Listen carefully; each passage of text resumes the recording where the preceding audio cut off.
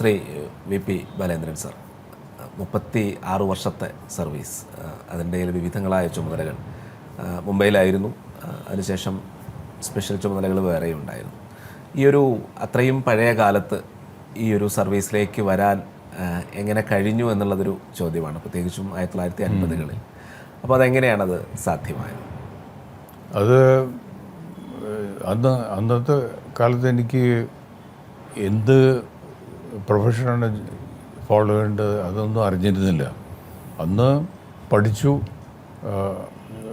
School education ഒറ്റപ്പാലത്തായിരുന്നു, പിന്നെ ഇൻ്റർമീഡിയറ്റിനും പാലക്കാട്ട് പോയി, പിന്നെ ഹയർ എഡ്യൂക്കേഷനും മദ്രാസിൽ പോയി, ചെന്നൈ ലോയല കോളേജിലായിരുന്നു.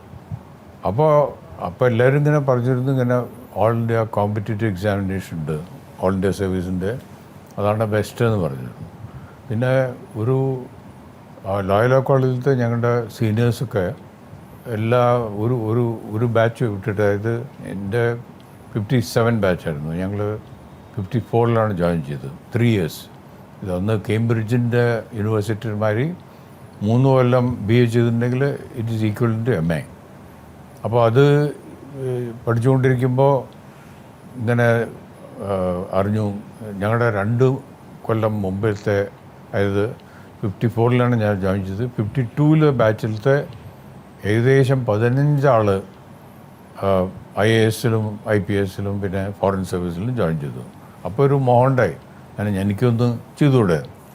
അപ്പോൾ 57-ൽ എൻ്റെ BA ഓണേഴ്സ് കഴിഞ്ഞു. അന്ന് മദ്രാസ് തന്നെയായിരുന്നു ഞാൻ എൻ്റെ അമ്മാവൻ്റെ കൂടെ താമസിച്ചിരുന്നത്. എന്നിട്ട് ഞാൻ വിചാരിച്ചു, why not do it in സെപ്റ്റംബറിൽ പരീക്ഷ എഴുതി. പിന്നെ എനിക്ക് തോന്നുന്നു 58-ൽ ബിഗിനിങ്ങിൽ ജാനുവരിയിൽ ഫെബ്രുവരിയിൽ ഒന്ന് ഇൻ്റർവ്യൂവിന് പോയി. പക്ഷെ അത് സാധിച്ചില്ല. അന്ന് ഇൻ്റർവ്യൂവിന് പോയപ്പോൾ ബാംഗ്ലൂർ അന്ന് ഇൻ്റർവ്യൂ. അപ്പോൾ എൻ്റെ അങ്കിളിനെ VP മെന്നെ കണ്ടു. അത് അൺഫോർച്ചുനേറ്റ്ലി എനിക്ക് പറ്റിയില്ല. പിന്നെ ഞാൻ എന്താ ചെയ്തതെന്ന് വെച്ചാൽ, I came back to Ottappalam തന്നെ ഇരുന്ന് പഠിച്ചു, വളരെ ഒരു കോൺസെൻട്രേറ്റ് ആയിട്ട്. എന്നിട്ട് പരീക്ഷയ്ക്ക് വേണ്ടി പിന്നെയും മദ്രാസിൽ പോയി. അപ്പോൾ ഭാഗ്യത്തിന് അന്ന് IAS ആയിരുന്നു, IAS എക്സെട്ര എക്സാമിനേഷൻ. അതിന് ഇൻ്റർവ്യൂവിന് ഡൽഹിയിൽ പോയി. എന്നിട്ട് ഡൽഹിയിൽ ഇൻ്റർവ്യൂ കഴിഞ്ഞു. പക്ഷേ എനിക്ക് IAS-ൽ കിട്ടിയില്ല. പിന്നെ ഈ സെക്കൻഡ് ലിസ്റ്റ് വന്നപ്പോൾ IPS-ലാണ്. അന്ന് ഞാൻ ബോംബെയിൽ വന്നു. കാരണം ബോംബെയിൽ എന്തെങ്കിലും വെറുതെ ഇരിക്കുന്നതിന് പകരം വല്ലതും ചെയ്തുകൂടാൻ വിചാരിച്ചിട്ട്. അപ്പോൾ എൻ്റെ ഒരു ഫ്രണ്ട്, എൻ്റെ ക്ലാസ്മേറ്റ് ആയിരുന്നു, ഒരു മലബാർ സ്റ്റീംഷിപ്പ് കമ്പനി ബോംബെയിൽ, ഇവിടെ ദാദാഭായ് നവറോജി റോഡ് അവിടെ ആയിരുന്നു. അപ്പോൾ പറഞ്ഞു, നീ വന്ന് എന്തെങ്കിലും ചെയ്തുകൂടെ.